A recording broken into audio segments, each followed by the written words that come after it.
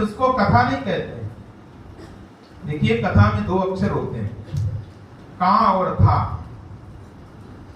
महाराज जी के सामने खैर बोलना तो अभद्रता ही होगी, ऐसे विद्वान के सामने। का और था 2 अक्षर होते हैं।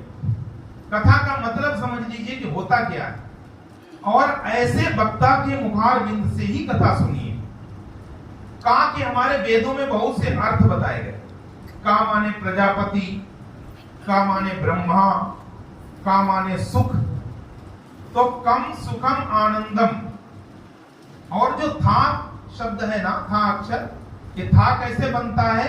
ये स्था गति निवृत्त धातु से बनता है।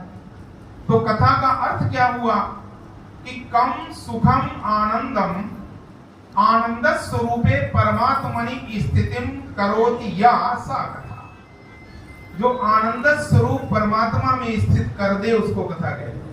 जिसको सुनने के बाद हमारा मन उस आनंद स्वरूप, उस सच्चिदानंद स्वरूप भगवान श्री कृष्ण में, उस परमात्मा में स्थित हो जाए, उसको कथा कहते हैं। और आज तो आप लोग बड़े सौभाग्यशाली हैं, आज कृष्ण जन्मोत्सव की कथा, कृष्ण भगवान श्री कृष्ण प्राकट्योत्सव की कथा सुनने जा रहे हैं महाराज जी के मुखारबिंद से। और आज माता मैया राधा रानी का भी प्राकट्योत्सव है, और राधा रानी के प्राकट्योत्सव में भगवान श्री कृष्ण का प्राकट्योत्सव की कथा सुनना, ये समझ लीजिए वो भी श्री धाम वृंदावन में, ये बहुत अपने आप में बड़ा पुण्य का काम है।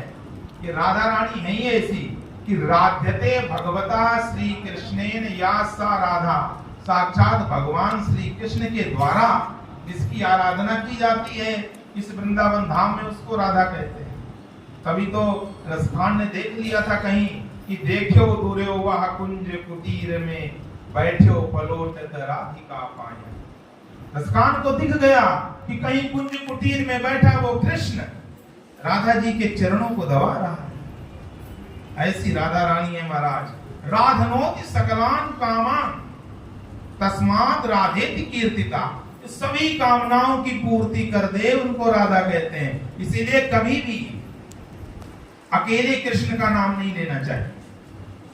अगर कभी नाम लेना है तो राधा रानी का नाम पहले, जो हमारे शास्त्र कहते हैं, पहले राधा कहो बाद में कृष्ण कहो, राधे कृष्ण राधे कृष्ण। इसलिए बहुत मैं पुनः स्वामी जी के चरणों में वंदन करता हूं कि ऐसे एक तो अब तो वो संत हैं, महंत हैं, सन्यासी हैं, यति हैं, और जो पूर्व जो उनका शरीर रहा है वो भी बड़े कुलीन ब्राह्मण शरीर है।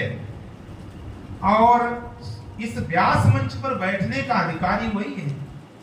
हमारे शास्त्रों में आया है कि विप्र बैठता है, जो विप्र नहीं है वो इस व्यास मंच पे बैठने का अधिकारी नहीं हमारा। और विप्र जानते हो कि ब्राह्मण की सुपरलेटिव डिग्री होती है विप्र। ब्राह्मण तो जन्म से ही बन जाता है, माँ ब्राह्मण है, पिता ब्राह्मण है, तो जो संतान उत्पन्न हुई वो कौन हो गया? ब्राह्मण हो गया। आजकल तो आर्य समाजियों ने उसका अर्थ ही बदल दिया कि जन्मना जायते शूद्र संस्काराद् द्विजुच्यते। जन्म से सभी शूद्र हैं, और जब यज्ञोपवीत संस्कार हो जाता है तब जो है द्विज बनते हैं। लेकिन ऐसा नहीं है। अब आप ही बताइए, आप खेत में सरसों का बीज डाल के आओ तो फसल जो उगेगी वो गेहूं की उगेगी? काहे की उगेगी? सरसों की। और गेहूं का बीज डाल के आए, गेहूं की उगेगी। अरे भाई, माँ ब्राह्मण है और पिता ब्राह्मण है तो संतान शूद्र हो जाएगी क्या?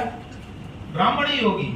इसलिए हमारे शास्त्र कहते हैं कि जन्मना ब्राह्मणो गेया संस्काराद् द्विज उच्यते। लेकिन अभी भी विप्र नहीं बना। बोले विद्या यादि विप्रत्वम त्रिभी श्रोत्रिय उच्यते। वेद शास्त्रों की विद्या, ये लौकिक विद्या, इतिहास भूगोल की बात मैं नहीं कर रहा हूं। आजकल की जो विद्या बड़े बड़े कॉलेजों में या कॉन्वेंट में पढ़ाई जाती है, विद्या नहीं है। ये तो आपको साक्षर बनाती है। विद्या यदि है तो वो शास्त्रों की विद्या है, वैदिक विद्या। जो शब्द ब्रह्म है उसका ज्ञानी होना चाहिए। एकादश स्कंद में आया कि गुरु कौन बने? बोले शाब्दे परे च निष्णातम ब्रह्मणि उपशमाश्रय। जो शब्द ब्रह्म पर ब्रह्म दोनों में निष्णात हो महाराज। आजकल तो रास्ता चलने वाले भी गुरु बन जाते हैं, जिसे देखो वही गुरु बना हुआ है। अरे शब्द ब्रह्म और पर ब्रह्म दोनों का ऐसे महान विभूतियों के चरणों में बैठकर इन्होंने साधना की है। जो जन्म से ब्राह्मण हैं, फिर विप्र बने, जिन्होंने वेदों शास्त्रों का अध्ययन किया। और शब्द ब्रह्म तो अध्ययन से मिलता है, लेकिन पर ब्रह्म की अनुभूति साधना से होती है। और हमारे स्वामी जी महाराज ने ऐसी महान विभूति के चरण में बैठ करके श्री धाम वृंदावन में उस पर ब्रह्म की भी अनुभूति की है, साक्षात्कार किया।